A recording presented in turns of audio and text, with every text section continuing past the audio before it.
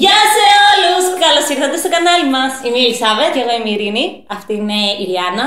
Και σήμερα έχουμε Ηλία Βαλάση. Το σημερινό βιντεάκι έχει ως εξής. Θα κάνουμε 10 ερωτήσεις στον Ηλία και θα απαντήσει με ένα γράμμα της αλφαβήτου, το οποίο θα το βρούμε στην τύχη. Λοιπόν, θα πω εγώ την αλφαβήτα από μέσα μου. Θα πεις stop, θα σου πω ποιο γράμμα διάλεξες και όλες οι απαντήσεις σου θα πρέπει να είναι με αυτό το γράμμα. Θα ξεκινάνε με αυτό το γράμμα. Ναι, ναι. Ωραία. Λοιπόν, ξεκινάω. Αλφα και. Stop. Ξύ. Ξύ. Ξύ. Ο Καπέλης. Λοιπόν, έχω 50 ερωτήσεις. 50. 10 ερωτήσεις θα κάνουμε. 10 η ώρα το βράδυ εδώ. Έχω 50 ερωτήσεις, θα σου κάνουμε 10 και μπορείς να μου πεις από το 1 μέχρι το 50 όποιο αριθμό θες. Ένα. Κάνε την πρώτη. Ωραία. Τι είναι αυτό που συνέβη και σε έκανε πιο δυνατό? Η απώλεια πολλών φίλων. Ξέροντας ότι.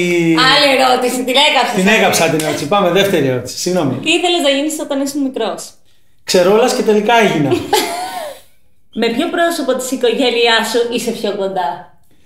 Ξάδερφος πρώτος είναι αυτός. Και είναι στη Λίμνο.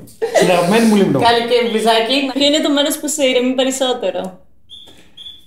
Ξερονήσι είναι και είναι η Λίμνος. Και καλή πάλι την μπλουζάκι. Με ποιον ήρωα ταυτίζεσαι περισσότερο?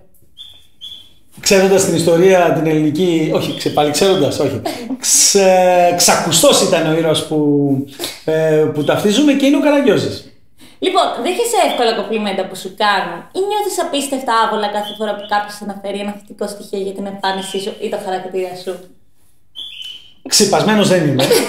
Αλλά η αλήθεια είναι ότι πολλές φορές αισθάνεσαι άβολα όταν σου λένε πράγματα παραπάνω από αυτό που εσύ θεωρείς ότι είσαι. Αλλά εντάξει, το ξεπερνάς πολύ εύκολα γιατί. Ξέρεις ποιος είσαι! Ξέρεις ποιος είσαι.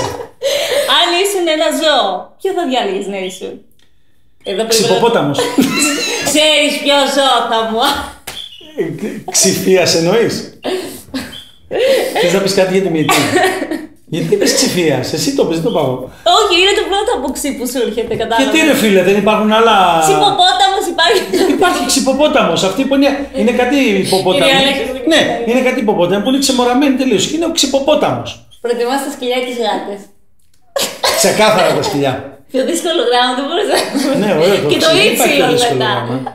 Απίστευτο. Για πάμε.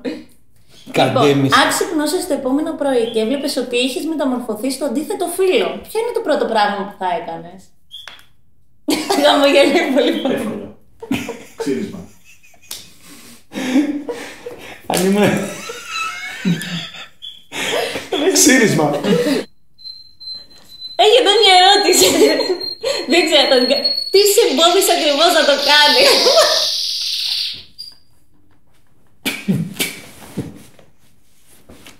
Ξεμοραθήκανε.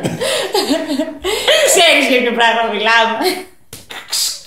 Τι λέτε? Ξέρω εγώ. Αυτό είναι το Ξέρει αυτή? νομίζω δεν ξέρει. Σε Ξαναρώτα. κάμερα, όχι. Σε κάμερα. Ξαναρώτα. Ποιος είναι ο μεγαλύτερος φόβος? Γύμνομα της ψυχής μου όταν συμβεί είναι ένας μεγαλύτερος φόβος μου. Άρα δεν ανοίγεις εύκολα. Ανοίγομαι εύκολα, αλλά το δεν ξέρεις? φτάνεις ποτέ. Άνα συνέχεια να πατάω. Α, δεν το ήξερα. Ξεκινώνομαι εύκολα. σαν χαρακτήρας. Και ανοίγομαι εύκολα σαν χαρακτήρας, αλλά στον πάτο δεν φτάνεις ποτέ. Να σου κάνω εγώ τώρα μια ερώτηση. Δηλαδή, ποιο είναι το πράγμα το οποίο θεωρείς ότι θα σε έφερνε σε πολύ δύσκολη θέση?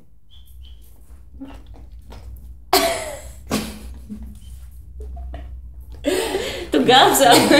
Ξέρω εγώ, να, αυτή εδώ η συνέντευξη. Ξέρετε κάτι, αυτή η εκπομπή έφτασε στο τέλος της και δεν είναι καν εκπομπή.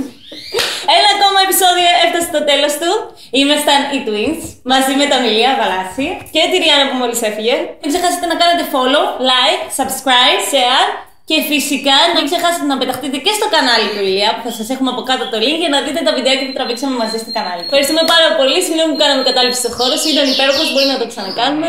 Ναι. Όποτε θέλετε. Εδώ είμαστε εμείς, όποτε θέλετε. Σας Φιλάκια δίνουμε το πολλά. χώρο, σας δίνουμε τα πάντα.